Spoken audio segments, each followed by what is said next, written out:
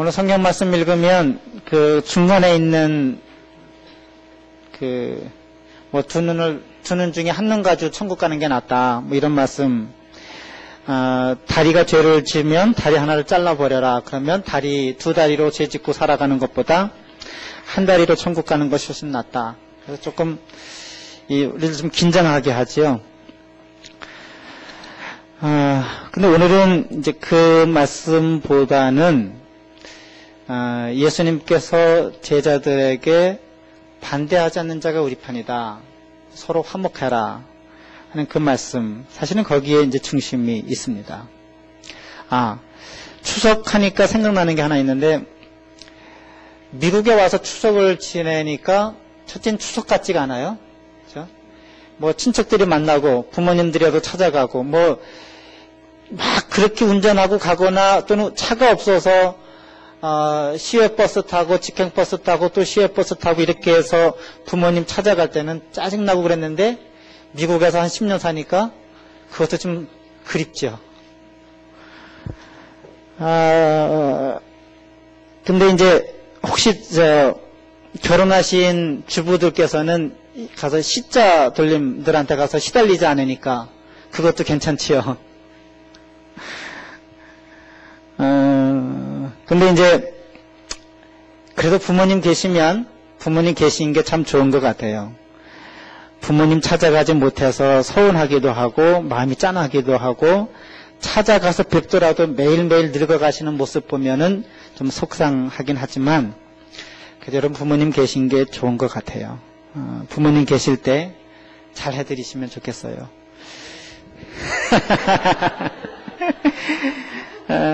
여기서 계시니까 부모님도 찾아가 뵙지는 못할지라도 뭐 다 하셨겠지만 전화라도 드리고, 또 여기 뭐 한국보다 영양제 싸잖아요. 영양제 사서라도 보내드리고, 또 이 부모님들은 묘한 믿음이 있어요. 똑같은 비타민, 종합 비타민인데 미국에서 오면은 더 효과가 좋다고 생각들 하세요. 아무튼 이것으로 다 갚을 수 없지만 추석을 맞이해서 서로 화목하고 부모님께 효도하고 그런 좋은 계기로 삼으셨으면 좋겠습니다. 오늘 성경 말씀을 보면 어떤 사람이, 이름도 있지 않는, 밝혀지지 않은 어떤 사람이 예수님의 이름을 이용해서 귀신 들린 사람을 고쳐줬습니다. 제자들이 그 사람에 찾아가서 우리와 함께 하자 라고 얘기했는데 그 사람들이 그것을 거절했습니다.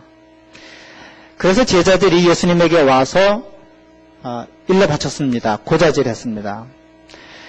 제자들이 기대했던 것은 예수님 스승께서도 자기들의 요구에 같이 맞장구 쳐주실 거라고 생각했는데 예수님은 전혀 다른 반응을 보여줬습니다.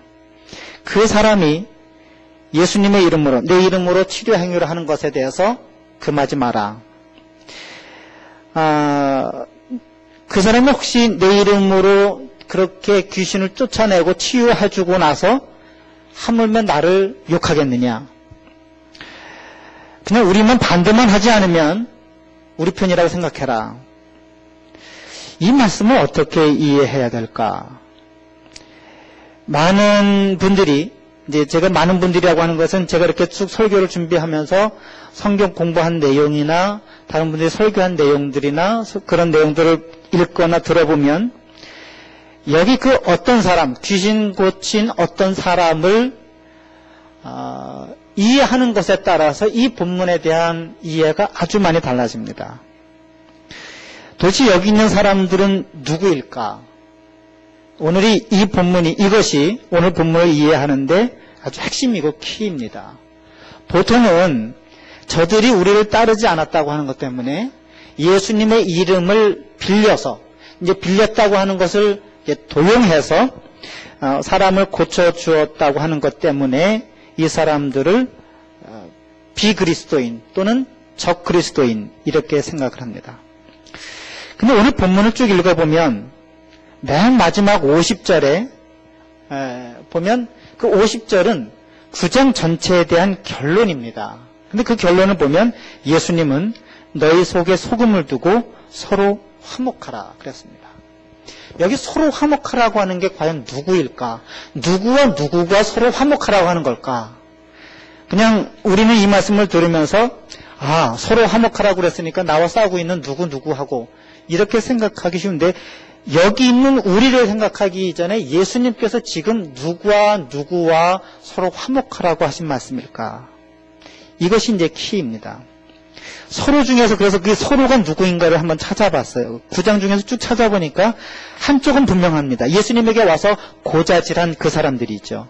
요한이 대표입니다. 그리고 요한이 우리라고 부르는 그 사람들이죠. 누굴까요? 야고보, 베드로, 야고보, 요한. 이 세 사람은 9장에서 어떤 때 등장하냐면 9장 처음에 보면 예수님이 산에 올라가세요. 흔히 그래서 기독교인들이 그 산을 변화산이라고 이름 붙였죠. 실제는 그게 변화산인지 아닌지는 몰라요. 근데 거기 산에 올라가서 예수님의 모습이 변화되고 그 산 위에서 모세, 엘리야 등 분들을 만났다고 하는 그런 산입니다. 그때 올라갈 때 베드로, 야고보, 요한 세 사람을 데리고 올라갑니다. 그러니까 요한이 말할 때 우리라고 하는 그 사람들은 예수님의 가까이 있었던 이 세 사람은 분명하지요. 뿐만 아니라 그들이 이제 예수님과 그 일행이 산 밑으로 내려왔을 때 예수님의 제자들이 어떤 귀신 들린 사람을 고쳐주려고 했는데 고쳐주지는 못했습니다. 그래서 예수님이 그 제자들을 꾸짖죠. 여기 보면 요한이 우리라고 불렀던 그 우리는 요한을 포함한 세 사람, 그리고 그 산 밑에 있었던 예수님의 제자들 아마 12명 그런 사람들일 겁니다. 그래서 이 사람들은 예수님을 따르는 제자들. 그래서 이 예수님의 제자들을 12명의 제자들, 이 사람들이 한쪽 편에 있는, 서로 중에 한쪽 편에 있는 그런 사람들입니다. 다른 한쪽은 여기 성경 말씀 쭉 읽어보면 이름 없는 어떤 자라고 생각이 됩니다. 요한은 분명히 이름이 있었는데 어떤 자, 낯선 자, 이름이 없는 익명의 사람이었습니다.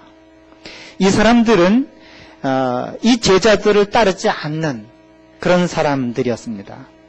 그래서 이 그룹을 한쪽은 예수님을 따르는 예수님의 제자들, 또는 이 그룹은 또 다른 그룹은 예수님을 따르지 않는 그런 제자들이기 때문에 그리스도인이 아니라고 그렇게 보는데 더군다나 예수님의 이름을 도용해서 이익을 보려고 했던 그런 사람들인데 가만히 보면 예수님께서는 오히려 요한의 편을 들어주는 것이 아니라 이 사람들을 금하지 마라, 반대하지 않으면 우리 편이다, 그 사람들이 내 이름으로 귀신을 내쫓는데 그걸 그냥 둬라, 그렇게 얘기를 합니다.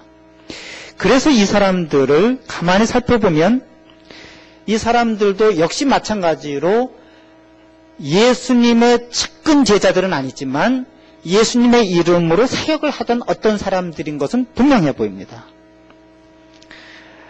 이름도 밝혀지지 않은 그런 사람들이죠.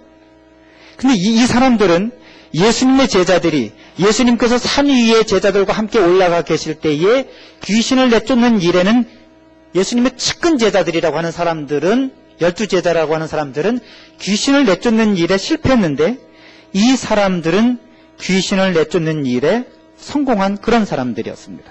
더군다나 이 사람들은 예수님의 이름에 의지해서 이 일을 행했습니다. 구약 성경에 보면, 마가복음에 보면 귀신을 내쫓는 일은 예수님의 핵심 중에 핵심 사역입니다. 왜냐하면 귀신의 지배하에 있는 이 세상을 하나님의 지배 아래 있는 하나님의 나라로 만드는 것이 예수님의 사역이기 때문에 그래요. 그래서 첫 번째 마가복음에서 예수님께서 행하신 일은 뭐냐 하면 요한복음은 가나의 혼인잔치에 가서 물로 포도주를 만드는 건데 마가복음에서는 회당에 가서 귀신 들린 사람을 고쳐주는 것이 예수님의 첫 번째 사역이었습니다. 다시 말하면 귀신의 지배 아래에 있는 그 회당을 하나님의 나라로 바꾸신 거죠. 회복한 겁니다. 근데 이 일을, 예수님께서 하셨던 이 일을 12제자들 중에 9명의 제자는 실패했는데 이름이 없는 이 사람들은 성공했습니다. 이 이름이 없는 이 사람들, 이 사람들을 예수님의 사역을 하는 또 다른 사람들이라고 하는 그런 증거는 여러분 42절에 보면 나를 믿는 자 중에 작은 자, 지극히 작은 자 하나라도 실족해 하면 연자 맷돌을 목에다 갈고 바다에 빠지는 것이 더 낫다. 아주 강하게 예수님이 질책을 하시는 건데 여기 믿는 자 중에 지극히 작은 자, 이 작은 자를 어린아이로 생각합니다. 왜냐하면 그 앞에서도 예수님께서 어린 하나를 붙여다 놓고 이 어린아이와 같지 않으면 천국에 들어가지 못한다라고 말씀하시니까 여기 있는 이 작은 자를 나이가 어린, 체격이 작은 자로 그렇게 생각합니다. 그런데 여기 이 성경 말씀에 보면 나를 믿는 작은 자는 믿음이 작은 자를 말합니다. 실족해 한다고 하는 것은 넘어지면 죄에 빠지니까, 다시 말하면 실족한다는 것은 그냥 낙상해서 쓰러져서 넘어지는 것이 아니라 죄에 빠지는 거예요. 그러니까 믿음이 적은 자를, 믿음이 많은 사람들이 실족하게 해서 죄에 빠지면 그 사람들은 이런 어마어마한 벌을 받는다 하는 그런 말씀이죠. 이렇게 보면 이제까지 9장에서는 예수님과 함께 변화산에 올라갔었고 그 산 밑에 있었고 했던 예수님의 12명의 제자들이 있고, 이름이 밝혀지지는 않았지만 예수님의 이름을 가지고 그 능력을 가지고 사역을 했던 그런 사람들이 있었습니다. 그래서 예수님께서 믿음이 강하다고 하는 사람, 크다고 하는 사람 보고 믿음이 작은 자를 실족하지 않게 그렇게 분별하신 거죠.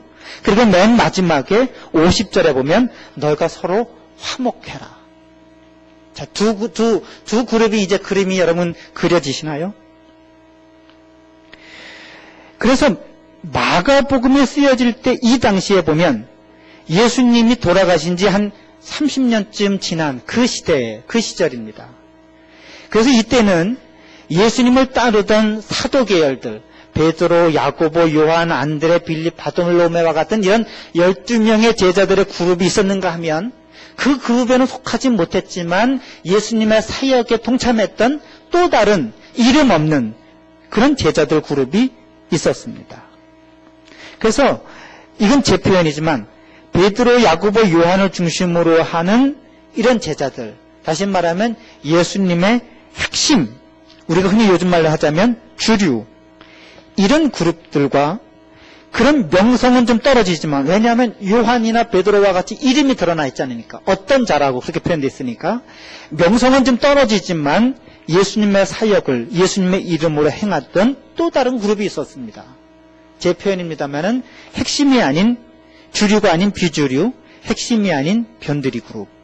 그래서 이 편의상 핵심 제자 그룹과 변두리 제자 그룹, 이 두 그룹으로 나눴는데 이 두 그룹 사이에 갈등이 있었고 예수님의 말씀은 이 갈등이 있으면 안 된다고 하는 것을 마가복음의 저자는 이 말씀을 통해서 전하고 있는 겁니다. 그렇기 때문에 오늘 이 말씀은 그저 예수님 시대에 또는 마가복음으로 그 복음이 전파되던 그 시대에 있었던 믿음이 강한 자와 믿음이 적은 자의 두 사이의 갈등에 대한 가르침일 뿐만 아니라 오늘 이 시대를 살아가고 있는 크리스찬들 중에서도 이 교회 공동체 안에서도 두 그룹 사이에 또는 서로 갈등하고 있는 그런 사람들 사이에 해결책을 주시는 예수님의 교훈으로 받아들여도 마땅하다고 그렇게 생각합니다. 요즘 우리 교회는 모르겠어요. 제가 시시콜콜 잘 모르니까 이게 서로 좀 이렇게 편을 갈라서 갈등하고 그런 게 있나요? 없는 것 같아요. 모르겠습니다, 잘은. 그런데 교회 안에서 이 분파와 갈등은 아주 오랜 전통을 갖고 있는 겁니다. 유대교회 안에서도 강경파와 온건파로, 힐레파와 샴마이파로 서로 나눠져 있었습니다. 초대교회 안에서도 고린도 교회 안에 보면 아볼로파다, 바울파다. 나는 아볼로파도 싫고 바울파다 싫어서 난 또는 그리스도파다, 이런 파도 있었습니다. 초대교회 안에서 뿐이겠습니까? 어떤 사람들이 말할 때 우리나라는 옛날 조선이 망한 이유가 당쟁 때문에 망했다고 그렇게들 얘기 많이 하죠. 사실은 이거는 우리나라만 그렇게 당쟁이 있는 건 아닙니다. 일제 식민지 사관의 결과지요. 그렇긴 하지만 어쨌든 당쟁이 있었던 것은 사실입니다. 우리나라만 있었느냐? 여러분 다 아시겠지만 영국과 프랑스 30년 전쟁, 100년 전쟁, 흔히 장미전쟁이라고 하는 것도 그 왕조들 간에 서로 당쟁, 분파 싸움 아니었습니까? 미국의 남분정대도 역시 마찬가지지요. 그래서 오늘 이 본문을 통해서 예수를 믿고 따르는 공동체 안에서 편가르기가 있으면 또는 이 서로 분열되어 있으면 갈등하고 있으면 어떻게 서로를 포용할 수 있을까? 화해할 수 있을까 하는 그런 가르침과 교훈을 얻을 수 있습니다. 갈등의 원인이 뭘까요? 38절에 보면 그 갈등의 표면적인 모습이 보입니다. 요한이 와서 예수께 이렇게 여쭙니다. 우리를 따르지 않는 어떤 자가 주의 이름으로 귀신을 내쫓는 것을 보고 우리를 따르지 아니함으로 금하였나이다. 요즘 저 속회에서 요한복음 공부하실 때 많이 했던 거 있죠? 핵심되는 단어가 뭡니까? 반복되는 단어들이 뭡니까? 여기 보면 요한이 한 이 말 중에서 우리 따르지 않으므로 라고 하는 말이 반복되죠. 우리를 따르지 않는 자가 주의 이름으로 귀신을 내쫓는 것을 보고 우리가 보고 우리를 따지 아니함으로 금하였노라. 금하였습니다. 우리라고 하는 것, 우리를 따르지 않았기 때문에 지금 예수님께 와서 고자질하는 겁니다. 물론 이렇게 말씀하면 그 어떤 사람들이 문제를 일으켰다고 얘기할 수도 있겠죠. 또 한 가지, 이 요한과 핵심 제자 그룹이 무엇을 받냐 하면 이름도 없는 어떤 사람이 예수님의 이름으로 귀신을 쫓는 그런 기적을 행하는 것을 봤습니다. 어떻게 보면 아까도 말씀드린 것처럼 귀신을 내쫓는 일은 예수님의 사역이었습니다. 아주 중요한 핵심적인 사역이었죠. 그래서 제자들은 이것은 예수님의 사역, 나아가서 예수님의 제자들인 우리가 해야 되는 그런 사역이라고 생각한 것 같습니다. 그런데 바로 얼마 전에 자신들은 이 귀신을 내쫓는 이 일에 실패했습니다. 자신들의 고유한 일을, 자신들이 해야만 하는 그런 일을 자신들은 실패했는데 전혀 이름도 없는 사람이 그 일에 성공했습니다. 이 본문에는 나와 있지는 않지만 이 제자들의 생각이나 기분이나 감정이 어땠을까 하는 것은 여러분 좀 짐작이 가시지요? 여러분도 한번 생각해 보세요. 나는 시험을 못 봤는데 친구만 시험을 봤어요. 잘 봤어요. 나는 직장을 안 됐는데 친구가 직장이 됐어요. 그럴 때 기분 조금 생각해 보시면 이해하실 겁니다. 뭐라 그러죠? 엄친아. 엄마 친구 아들은 잘 됐는데 내 아들은 잘 안 됐어요. 그때 속상하지요. 그래서 요한과 그 제자들은 어떻게 했을까요? 본문에 보면 그 제자들의 행동을 조금 유추해 볼 수 있습니다. 제자들은 예수님의 핵심 그룹들은 이 변두리 제자 그룹에게 가서 우리를 따르라고 요구했던 것 같아요. 그래서 따르지 않으니까 예수님에게 와서 고자질한 거 아니에요? 따르라고 요구했던 그 내용이 뭘까? 요한을 비롯한 이 핵심 제자 그룹은 이름이 없는 이 변두리 그룹을 자신들의 권위 아래, 자신들의 영향 아래, 자신들의 지배 아래 두려고 했던 것처럼 그렇게 보입니다. 그렇지 않아요? 근데 이 보잘것없는 변두리 그룹이 그 제자들의 권위와 지시에 복종하지 않았습니다. 야, 우리를 따라라 라고 얘기했는데 아니다. 그래서 제자들은 분노한 겁니다. 그래서 그 사람들에게 힘으로 귀신을 내쫓는 일을 금한 거지요. 그리고 금하고 와서 예수님에게 우리가 와서 이렇게 금했습니다. 우리 잘했지요? 라고 일러 바치는 겁니다. 그 제자들을 대표해서 요한이라고 하는 제자가. 근데 말씀드린 것처럼 스승인 예수님은 요한의 편을 들어주지 않았습니다. 왜 그렇죠? 예수님께서는 이 제자들에게서 무엇인가를 발견했기 때문에 그렇습니다. 예수님께서 이 제자들에게서 무엇을 발견했을까요? 특별히 제자들, 이 요한에게서 본 것이 무엇이었을까? 아마도 요즘 우리 표현대로 하자면 이 독단함, 독단성, 폐쇄성, 배타성, 우월주의, 뭐 이런 것이 아닐까요? 왜냐하면 얼마 전에 바로 그 앞에 본문을 보면 예수님과 제자들이 길에 오다가 제자들이 서로 싸우는 것을 듣고 예수님이 제자들에게 물어봤습니다. 왜 싸웠니? 그랬더니 제자들이 하는 말이 누가 서로 크냐고, 그 큰 것을 가지고 싸웠다고 그렇게 이야기를 했습니다.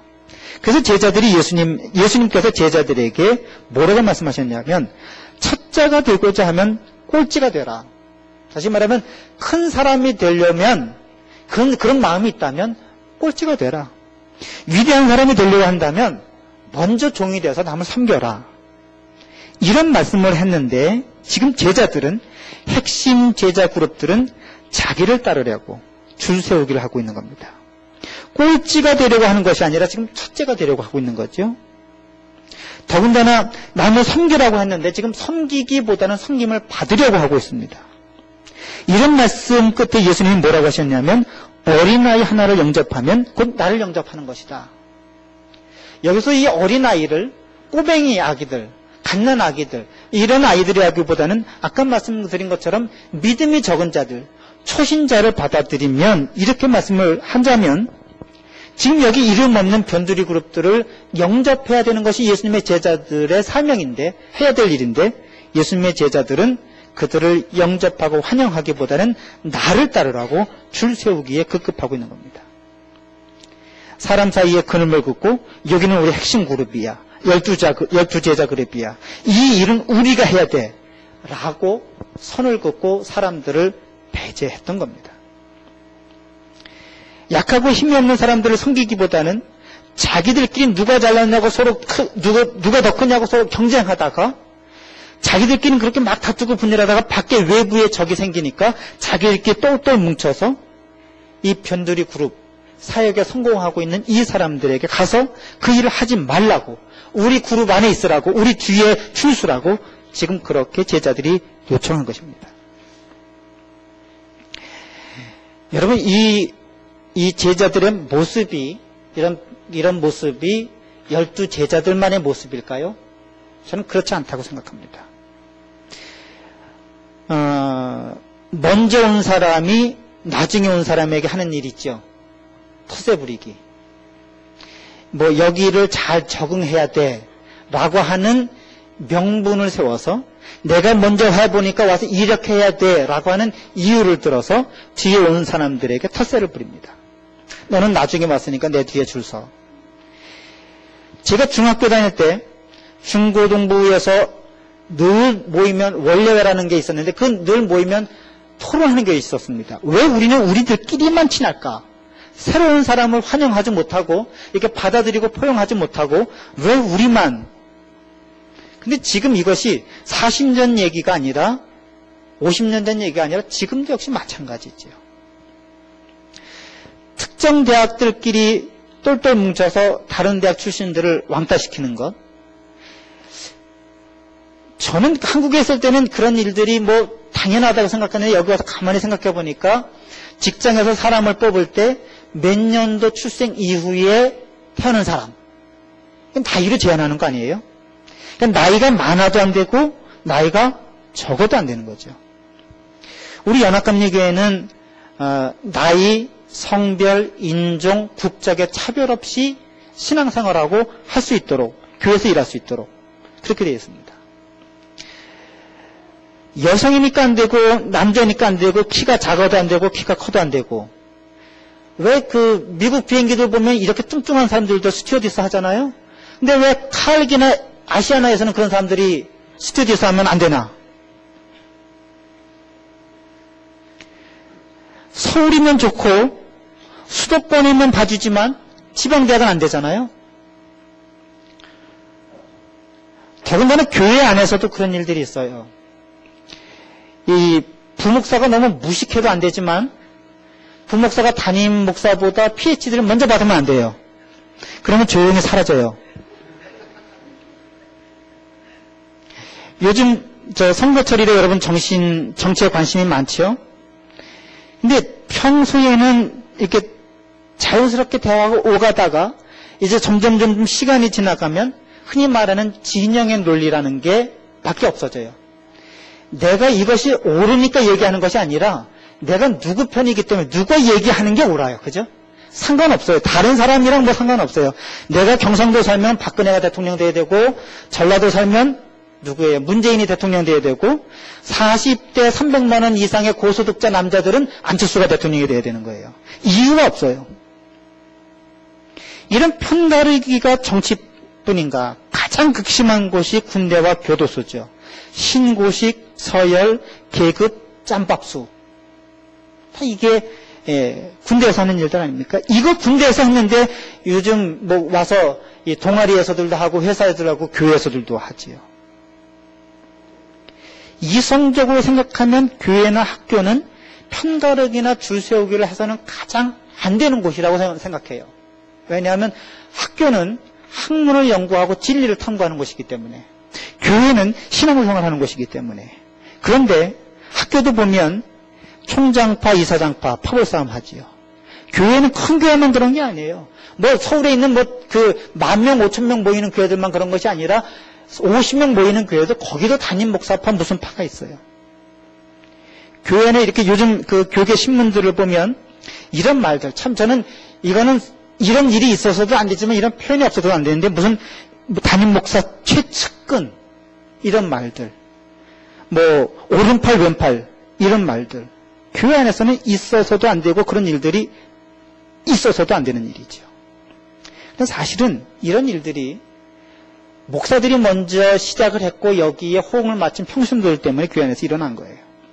그래서 사실은 목사들이 먼저 원죄가 있는 거죠. 예수님께서 그 제자들, 특히 요한에게서 본 것은 바로 이와 같은 특권의식, 그 특권의식에 따른 줄 세우기, 편가르기, 이런 것을 본 것이 아닐까요? 여러분, 언제까지 우리가 이런 일들을 하고 살아야 할까?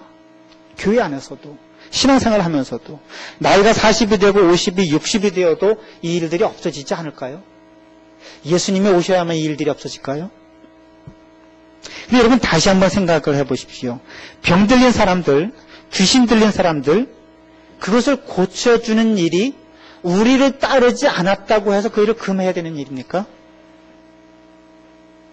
사람에게 귀신 들린 그 사람들을 고쳐주는 일, 그것이 이제 마가복음에는 아주 독특한 그 대표적인 사례 중에 하나 사례로 들은 것뿐인데, 아픈 사람을 고쳐주는 것, 예수님을 모르는 사람에게 예수님을 전하는 일, 사람 밖에 나가서 봉사하는 일, 이것이 누가 먼저 주도권 잡았기 때문에 거기에 하면 안 되고 내가 해야 되기 때문에 이 일은 내 뒤에 줄 서라고 하는 일들, 이런 일들이 있어야 되는 일입니까? 하나님의 나라의 일인데, 치유와 생명은 온전히 하나님께 속한 것인데, 사람에게 속한 것이 아닌데, 사람을 온전케 하는 일은 누구든지 해야 되는 일인데, 이게 누가 하면 문제가 되고 누가 하면 동참해주고 누가 하면 안 가고 그래야 되는 문제일까요? 설사 내가 실패하고 다른 사람이 그 일에 성공했다고 해서 이것이 시기하고 질투해야 되는 그런 문제일까요? 저는 그렇지 않다고 생각합니다.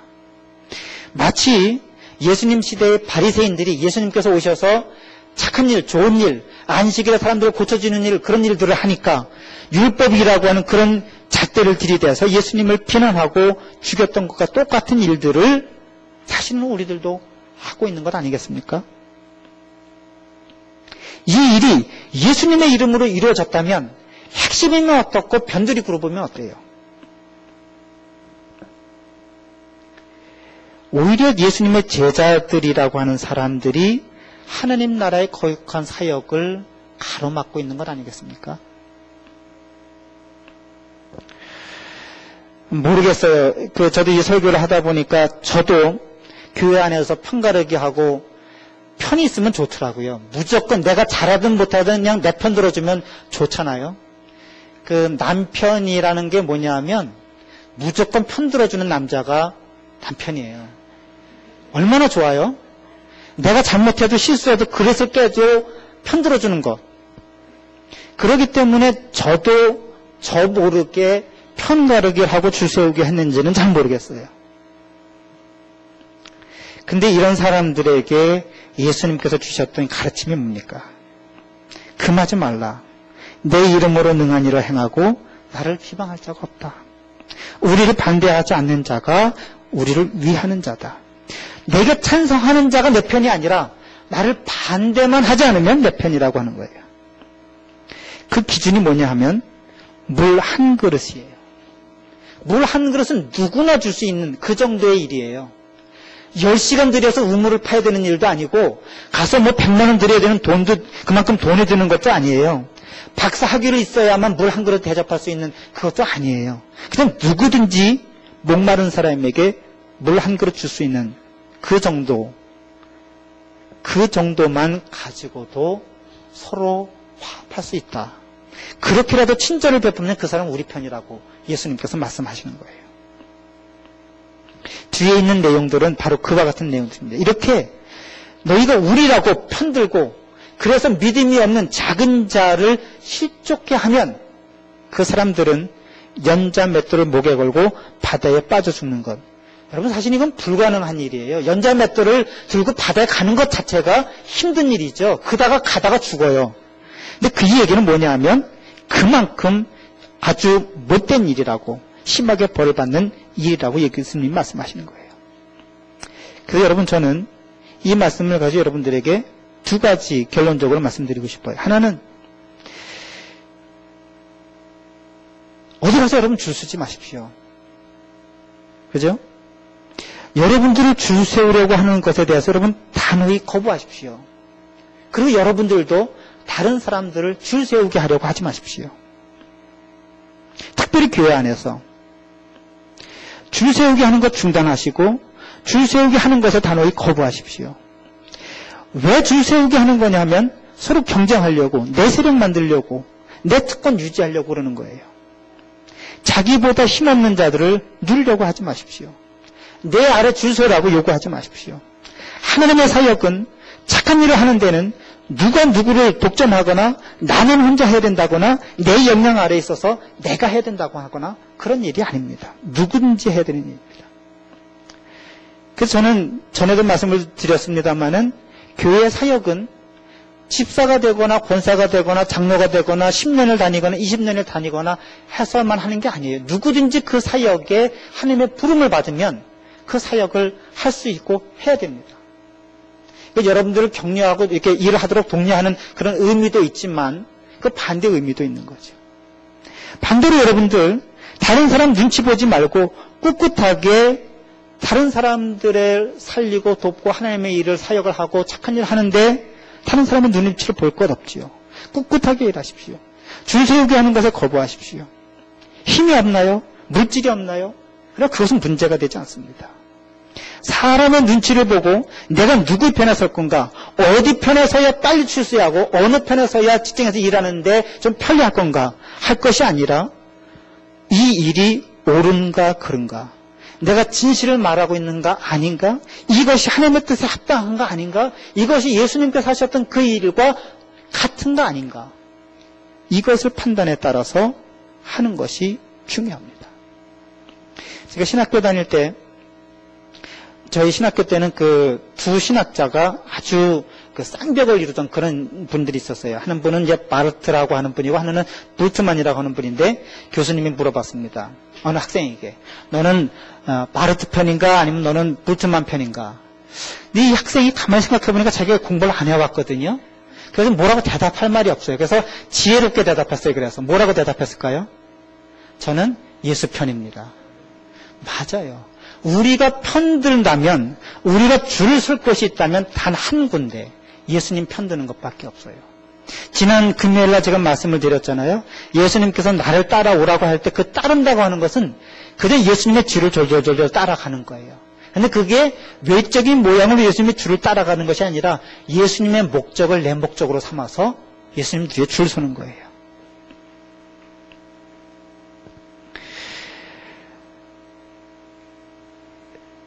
그 부부싸움 할 때 서로들 오죽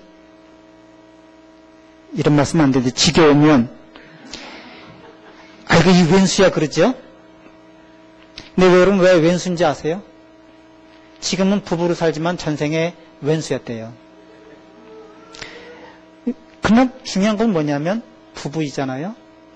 제가 말씀드리려고 하는 것은 우리 안에 그리스도인들 안에서 서로 왼수가 아니라 우리는 서로 사랑하고 포용하고 서로 아껴줘야 할 그런 서로 지체들이에요. 그래서 예수님께서는 서로 화목하라고 그렇게 말씀하시는 거예요. 우리는 서로 반대할 사람들이 아니에요. 원수가 아니에요.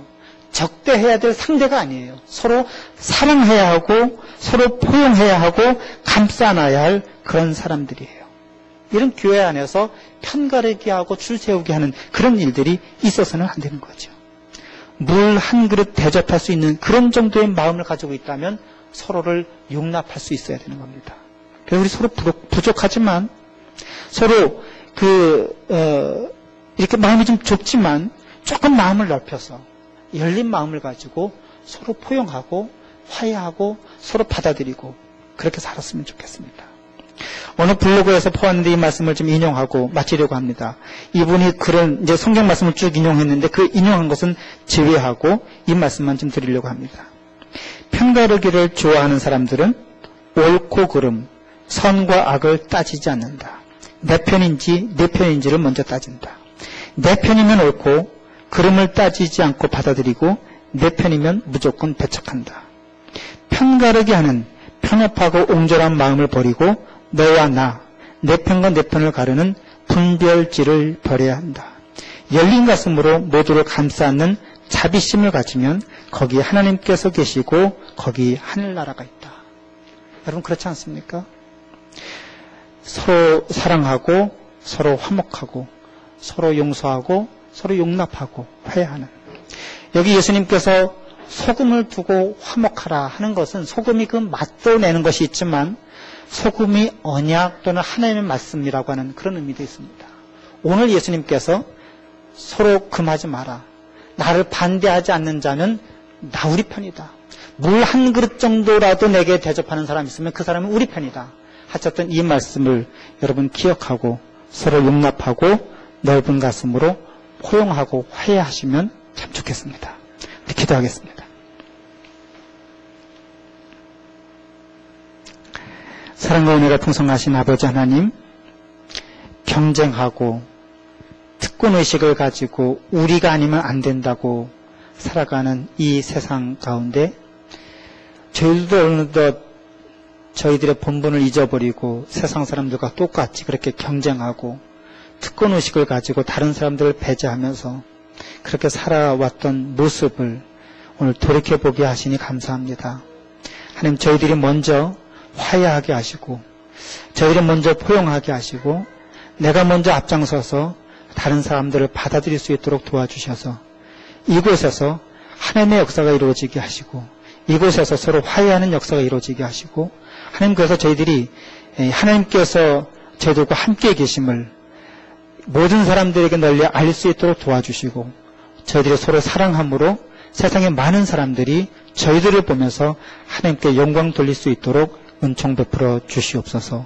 예수님 이름으로 기도드립니다.